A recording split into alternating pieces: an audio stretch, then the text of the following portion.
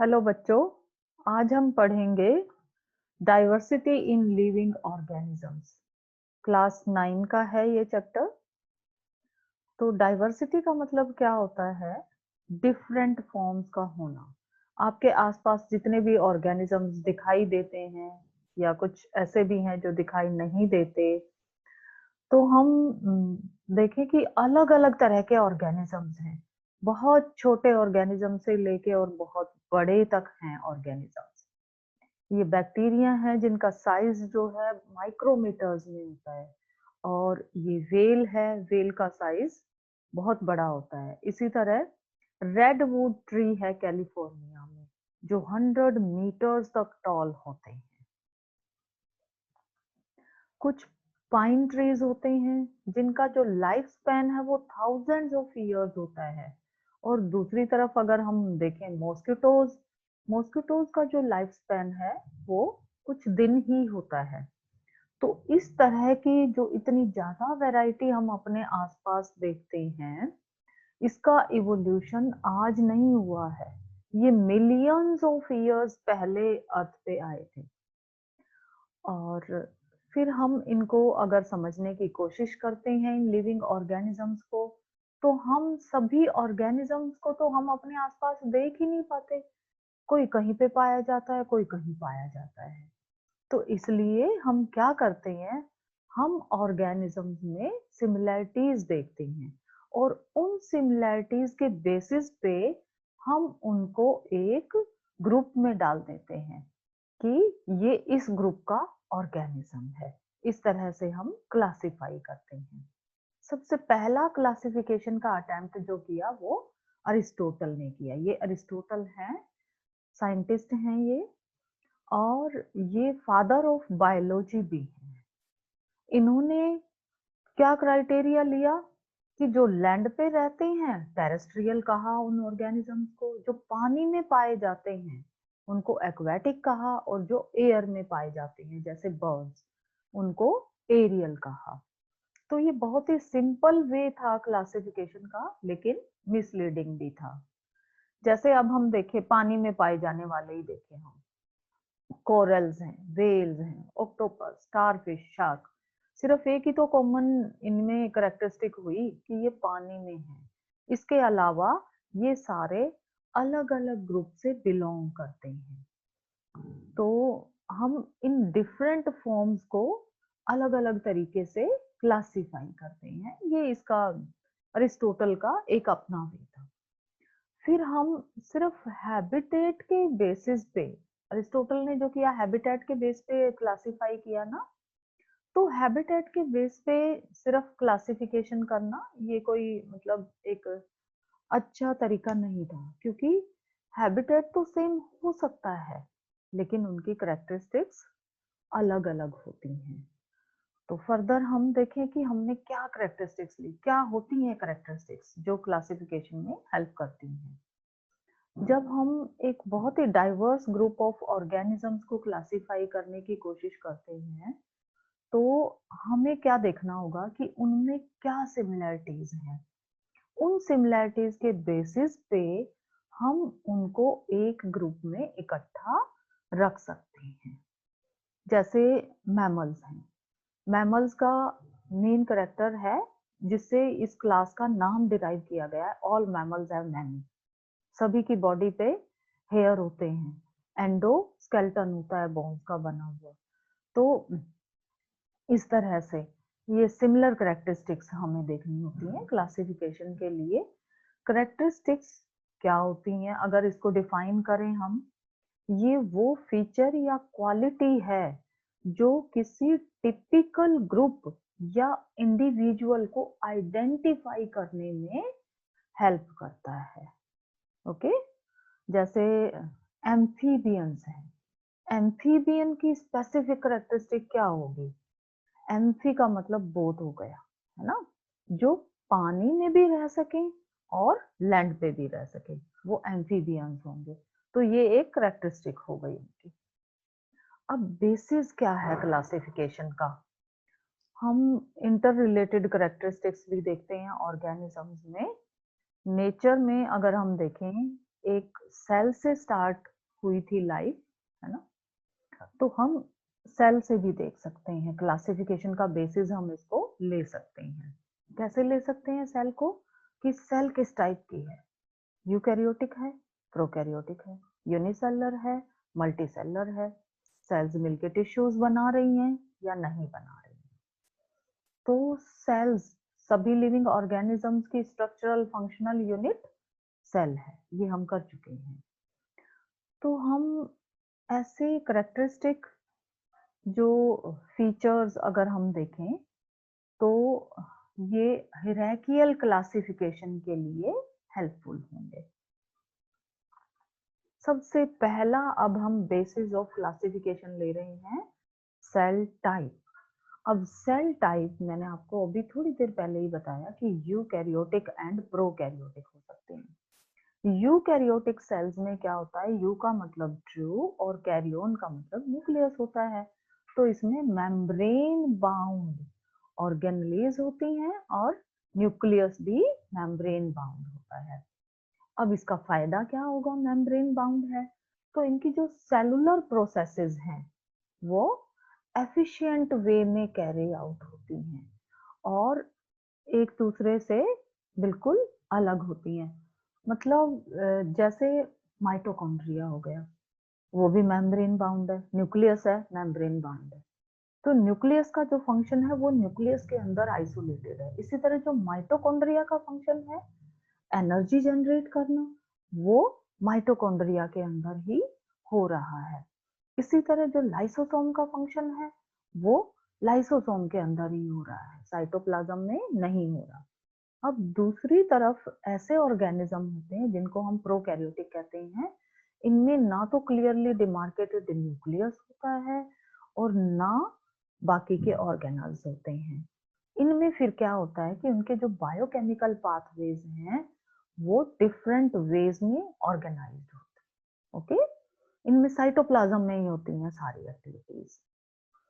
तो इससे अब क्या फर्क पड़ेगा, इस सेल टाइप से, इस सेल टाइप से फर्क पड़ेगा बॉडी डिजाइन पे फर्क पड़ेगा, है ना, influence every aspect of cell design. ये जो बायोकेमिकल पाथवेज, जैसे अब ये एक सेल है जिसमें मेम्ब्रेन बाउंड ऑर्गेनेलीज नहीं है तो उसमें सेल्स का डिजाइन सिंपल होगा, और जिसमें ये मेम्ब्रेन बाउंड ऑर्गेनेलीज हैं उसमें सेल का डिजाइन थोड़ा सा कॉम्प्लेक्स होगा। अब फर्दर अगर हम देखें तो जो न्यूक्लिएटेड सेल्स हैं उनमें क्या है, they have the capacity to participate in making a multi cellular organism. यानी जो सिंपल फॉर्म है जिनमें किसी तरह की डिमार्केशन नहीं है, उनसे फिर ये बन गई कॉम्प्लेक्स फॉर्म जिनमें डिमार्केशन थी, और जब इनमें डिमार्केशन है तो इनसे फिर बनेंगे मल्टी सेलुलर ऑर्गेनिजम्स। ठीक है, क्योंकि क्या कर सकती हैं ये स्पेशलाइज्ड फंक्शंस कैरी आउट कर सकती हैं, इसलिए ये भी एक बेसिस है करेक्टरिस्टिक ऑफ क्लासिफिकेशन का। यानी cell type is the basis for classification. Okay, ये एक इंपॉर्टेंट करेक्टरिस्टिक है। अब number of cells, number of cells का मतलब यहाँ पर हो गया कि कुछ ऑर्गेनिज्म जो है वो एक ही सेल से बने होते हैं। जैसे सारे बैक्टीरिया हो गए, किंगडम मोनेरा है, प्रोटिस्टा है, ये यूनिसेलुलर है, एक सेल है, एक ही सेल के अंदर सारे फंक्शंस होंगे इनमें। ओके, और दूसरी तरफ किंगडम प्लांटी है, एनिमलिया है, फंजाई है, ये मल्टी सेलुलर हैं, यानी इनमें फिर डिवीजन ऑफ लेबर होगा। तो सेल्स जो हैं या तो सिंगल होती हैं या फिर ग्रुप में होती हैं, और ग्रुप में भी होती हैं तो क्या वो एक इनडिविजिबल ग्रुप बनाती हैं। सेल्स जब एक ग्रुप बना लेती हैं, सिंगल ऑर्गेनिज्म बनता है सेल से के मिलने से ही, तो फिर क्या होता है, सेल्स का डिवीजन होता है। Principle of division of labour यहाँ से अराइज होता है। तो ऐसे बॉडी डिजाइन में क्या होगा, जो सारे सेल्स हैं, यानी यहाँ पे हम बात कर रहे हैं मल्टी सेलुलर ऑर्गेनिजम्स की, तो मल्टीसेलर ऑर्गेनिज्म में सारे सेल्स का जो डिजाइन है वो सेम नहीं होगा, it would not be identical. Instead क्या होगा, group of cells will carry out specialised functions. यानी अब ये सेल्स मिलके क्या बना रही हैं, ग्रुप ऑफ सेल्स क्या कहलाता है, which perform a special function, it is known as a tissue. Okay, तो डिफरेंट टिश्यूज होते हैं जिनका फंक्शन भी डिफरेंट होता है। तो this makes a very basic distinction in body design of organism. As a result amoeba हो गया यूनिसेलर है, वॉर्म्स हैं ये मल्टीसेलर होते हैं, इसलिए इनका जो बॉडी डिजाइन है वो भी अलग अलग होगा depending on the basis of number of cells. Unicellular का सिंपल बॉडी डिजाइन होगा और जो मल्टीसेलर हैं उनका बॉडी डिजाइन कॉम्प्लेक्स होगा। अब न्यूट्रिशन के बेस पे भी हम ऑर्गेनिजम्स को दो ग्रुप्स में डिवाइड करते हैं, ऑटोट्रॉफिक एंड हेटेरोट्रॉफिक। जो ऑटोट्रॉफ्स हैं उनका बॉडी डिजाइन अलग होगा, क्योंकि उनको क्या करना है, लाइट एनर्जी अब्जॉर्ब करनी है, कार्बन डाइऑक्साइड लेनी है, वाटर एंड मिनरल्स लेने हैं, और एज ए रिजल्ट वो हमें क्या दे रहे हैं, oxygen and sugar. Photosynthesis process ये होती है। ऐसे ऑर्गेनिजम्स को हम ऑटोट्रॉफिक कहते हैं, प्लांट्स इसमें आते हैं। और दूसरी तरफ एनिमल्स हैं जो क्या करते हैं, जो खुद से फूड नहीं बना सकते, प्लांट्स या एनिमल प्रोडक्ट्स पे डिपेंडेंट होते हैं। ओके, प्लांट्स पे डिपेंडेंट होते हैं मेनली अपने फूड के लिए, तो उनको हम हेटेरोट्रॉफिक कहते हैं। तो फोटोसिंथेसिस प्रोसेस से कौन से ऑर्गेनिजम्स हैं जो अपना फूड खुद बनाते हैं, क्या कहते हैं उनको हम प्लांट्स कहते हैं। और फिर दूसरी तरफ ऐसे ऑर्गेनिज्म हैं जो खुद से फूड नहीं बना सकते, they derive food from other organisms, तो वो हो गए हेटेरोट्रॉफिक। अब ये जो बॉडी डिजाइन है, देखो जो अपना फूड खुद बना रहे हैं उनका बॉडी डिजाइन अलग होगा, और जो बना बनाया फूड खा रहे हैं उनका बॉडी डिजाइन अलग होगा। ठीक है, being able to produce one's own food versus having to get food from outside. Animals आ गए ना इसमें, हम भी आ गए जो बाहर से बना बनाया फूड ले रहे हैं। It would make very different body design necessary, है ना, अलग अलग होंगे body design on the basis of nutrition. और फोर्थ करेक्टरिस्टिक यहाँ पर है लेवल ऑफ ऑर्गेनाइजेशन। जो ऑर्गेनिज्म फोटोसिंथेसिस परफॉर्म करते हैं प्लांट्स, तो इनमें लेवल ऑफ ऑर्गेनाइजेशन का मतलब बेटा ये होता है कि सेल्स होती है, देखो सिंपलेस्ट फॉर्म है ना, सेल्स मिलके टिश्यूज बनाती हैं, टिश्यूज मिलके फिर क्या बनाते हैं, ऑर्गन्स बनाते हैं, ऑर्गन्स मिलके ऑर्गेनिज्म, ऑर्गन सिस्टम बनाते हैं, ऑर्गन्स मिलके, और ऑर्गन सिस्टम मिलके पूरा ऑर्गेनिज्म बनाते हैं। तो ये लेवल ऑफ ऑर्गेनाइजेशन जो है डिफरेंट ऑर्गेनिजम्स में डिफरेंट होता है। प्लांट्स में, एनिमल्स में टिश्यूज बनते हैं ना, तो ये लेवल ऑफ ऑर्गेनाइजेशन हो गया। अब फोटोसिंथेसिस हो रही है, अलग तरह के टिश्यूज हैं, है ना। अब how does the individuals body develop and organize its different parts, and what are the specialized organs found for different functions। अब जैसे हम देखें, प्लांट्स को फोटोसिंथेसिस करना होता है, तो फोटोसिंथेसिस के लिए इनमें क्या है, क्लोरोफिल होता है, जो और किसी ग्रुप में नहीं होता। ओके, तो ये एक स्पेशल फीचर हो गया इनका। इसी तरह अगर हम एनिमल्स में देखें, तो डाइजेशन के लिए देखो स्टोमक होता है ना, तो स्टोमक जो है ये एनिमल किंगडम में ही पाया जाता है, और उसमें भी सब में नहीं है, उसमें भी फिर हम एनिमल किंगडम के भी आगे डिटेल्स पढ़ेंगे ना, इवोल्यूशनरी बेसिस पे, कि सबसे पहले सिंपल बॉडी डिजाइन थे, उनका इवोल्यूशन हो के कैसे फिर वो कॉम्प्लेक्स बॉडी डिजाइन बनते गए। अब हम क्या देख सकते हैं इसमें कुछ क्वेश्चंस, जो हमने हायरार्की को पूरे इसमें जितना भी हमने पीछे पढ़ा, हमने देखा कि एक हायरार्की डेवलप हो रही है इसमें। हायरार्की का मतलब होता है कि एक क्रम डेवलप हो रहा है, बेसिक डिजाइन का, इवोल्यूशन का, है ना? ऐसा क्यों है? कैसे क्रम डेवलप हो रहा है? बेसिक डिजाइन डिफरेंट है। क्यों डिफरेंट है? क्योंकि नीड जो है ऑर्गेनिजम्स की वो डिफरेंट है। जैसे हमने क्या पढ़ा कि प्लांट्स की क्या नीड है कि they can make their own food. तो इसलिए उनको क्या चाहिए? उनको क्लोरोफिल चाहिए जो सनलाइट को एब्जॉर्ब करेगा। एनिमल्स को ये चाहिए ही नहीं, क्योंकि एनिमल्स तो प्लांट से फूड ले रहे हैं। तो इसलिए बॉडी डिजाइन जो है प्लांट्स का अलग है, एनिमल्स का अलग है। अब ये कैरेक्टरिस्टिक्स बॉडी डिजाइन की which are used for classification of plants, they will be very different from those for classifying animals, है ना? अलग अलग होंगी ना। क्यों होंगी अलग अलग? क्योंकि उनकी रिक्वायरमेंट अलग अलग है। तो इसलिए ये जो डिजाइन फीचर्स हैं, जैसे मान लो स्केलेटन का एक एग्जांपल ले लेते हैं, ये आगे फिर सब ग्रुप्स के लिए यूज होंगे फर्दर क्लासिफिकेशन के। एनिमल्स को भी फिर हम फर्दर क्लासिफाई करेंगे तब, rather than making a broad group. Broad group तो हमने बना लिया, जैसे एनिमल्स का एक ब्रॉड ग्रुप हमने बना लिया। फिर हम स्केलेटन को बेस ले सकते हैं, है ना? स्केलेटन के बेसिस पे हमने वर्टिब्रेट्स और इनवर्टिब्रेटा ऐसे ग्रुप्स बनाए हुए हैं। ओके, तो अब क्लासिफिकेशन एंड इवोल्यूशन क्या है? सभी जो लिविंग ऑर्गेनिजम्स हैं उनको आइडेंटिफाई किया जाता है, कैटेगराइज किया जाता है। किस चीज के ऊपर बेस्ड है ये? उनके बॉडी डिजाइन, फॉर्म और फंक्शन के ऊपर। फिर कुछ करेक्टरिस्टिक्स जो हैं ये wide range changes in body design बनाती हैं एज कंपेयर टू अदर्स।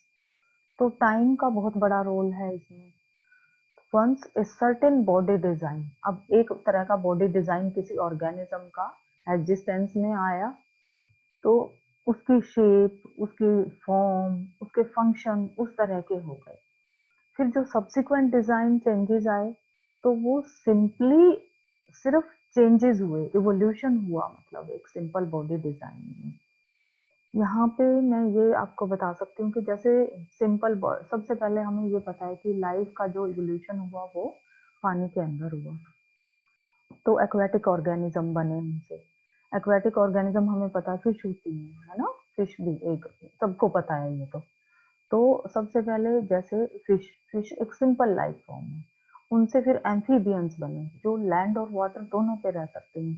उसके बाद उनका इवोल्यूशन होके कॉम्प्लेक्स फॉर्म बनती गई सिंपल फॉर्म से। फिर रेप्टाइल्स बने। रेप्टाइल्स के बाद रेप्टाइल्स में ये डायनासोर्स और ये सब, डायनासोर्स में कुछ ऐसे थे जो उड़ने भी लगे, तो फिर उनसे क्या बन गए? एवीज, बर्ड्स बन गए। और बर्ड से फिर बन गए मैमल्स, जो कि कॉम्प्लेक्स बॉडी डिजाइन है जिसमें हम भी आते हैं। तो पहले एक सिंपल बॉडी डिजाइन होना चाहिए और उसमें फिर इवोल्यूशन हो के वो कॉम्प्लेक्स बॉडी डिजाइन बनता जाता है। इसका मतलब क्या हुआ कि classification of life forms will be closely related to their evolution. अब ये इवोल्यूशन क्या है? जो भी लाइफ फॉर्म हम आज देख रहे हैं ये मिलियंस ऑफ ईयर्स पहले अराइज हुई है। और कैसे अराइज हुई? Due to accumulation of changes in body design. जिस तरह की जरूरतें पड़ती गई उस तरह के बॉडी डिजाइन जो है वो बनते गए। तो और ये चेंजेस क्यों हुए? So that they can survive better. फिर चार्ल्स डार्विन ने सबसे पहले ये आइडिया इवोल्यूशन का 1859 में दिया था और इसके ऊपर उसने पूरी एक बुक छाप दी। उस बुक का नाम था the origin of species. Important है ये बुक का नाम, 1 नंबर का क्वेश्चन आपने याद रखना है ये। नेक्स्ट है, जब हम इस आइडिया ऑफ इवोल्यूशन को कनेक्ट करते हैं क्लासिफिकेशन से तो हम देखते हैं कि कुछ ग्रुप जो ऑर्गेनिज्म के हैं उनमें एंशियंट बॉडी डिजाइन है जो कि बहुत ज्यादा चेंज जिसमें नहीं हुआ। और दूसरा जो ग्रुप हम देखते हैं उसमें जो बॉडी डिजाइन है वो चेंज हुआ है ना, रिसेंटली जो चेंजेस हुए हैं उसमें। तो फर्स्ट ग्रुप में कौन से ऑर्गेनिज्म आते हैं जिनको हम प्रिमिटिव या लोअर ऑर्गेनिज्म कहते हैं। और जो सेकंड ग्रुप है उसमें एडवांस्ड या हायर ऑर्गेनिजम्स कहते हैं, हम हायर में आते हैं। और जो यूनिसेलर है ना, बैक्टीरिया प्रोटिस्टा, ये लोअर ऑर्गेनिजम्स में आते हैं, प्रिमिटिव में आते हैं। और एनिमल्स में भी हम देखेंगे उसमें भी लोअर ग्रुप्स हैं जब हम शुरू करेंगे। ओके, पोरीफेरा से स्टार्ट करेंगे हम तो वो लोअर में आते हैं। Since there is a possibility that complexity in design will increase over evolutionary time, जैसे जैसे evolutionary time बढ़ता जाता है ना, complexity बढ़ती जाती है। इसका मतलब क्या हुआ कि जो ऑर्गेनिज्म जितने पुराने हैं वो उतने ही सिंपल हैं, और जो यंग हैं, जो रिसेंटली डेवलप हुए हैं, वो कैसे हैं, ज्यादा कॉम्प्लेक्स हैं। Thank you so much.